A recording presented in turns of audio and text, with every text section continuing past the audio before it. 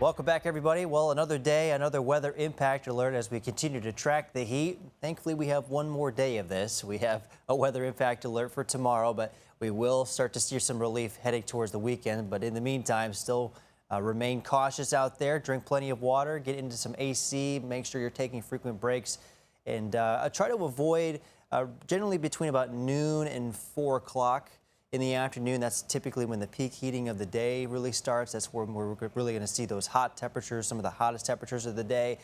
So we definitely want to make sure to kind of limit your time outdoors, especially during that time frame. Our heat advisory still continues until 8 o'clock this evening for most of East Texas. We're expecting feels like temperatures possibly up to 105 in some spots, but generally possibly up to about 102, maybe just getting just below those levels, but still going to be fairly toasty nonetheless. We'll end up with a mostly clear to partly cloudy sky for the afternoon.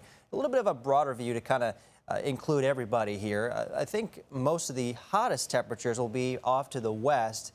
That's going to be closer to where the core of that high pressure is. That's what's responsible for giving us that heat. So for this afternoon, it could feel up to 105 for Athens, 105 for Palestine, 103 for Crockett, and then as you move further to the east, it just gets a little bit cooler, up to about 102 for 4 o'clock around Tyler area and 101 for Longview. We go into tomorrow, we do the whole thing again.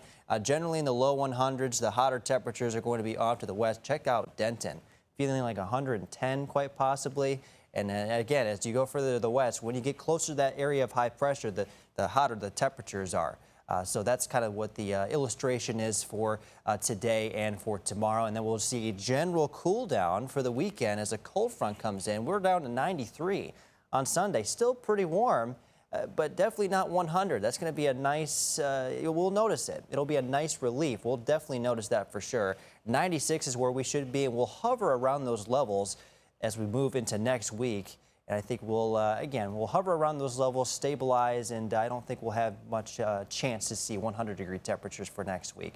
Now, for today, most of us staying dry, but there is a chance for a lone shower or two in some of our northeastern counties, but that's about it. A fairly dry forecast for us today. 70s for the overnight, once again, for your Friday morning.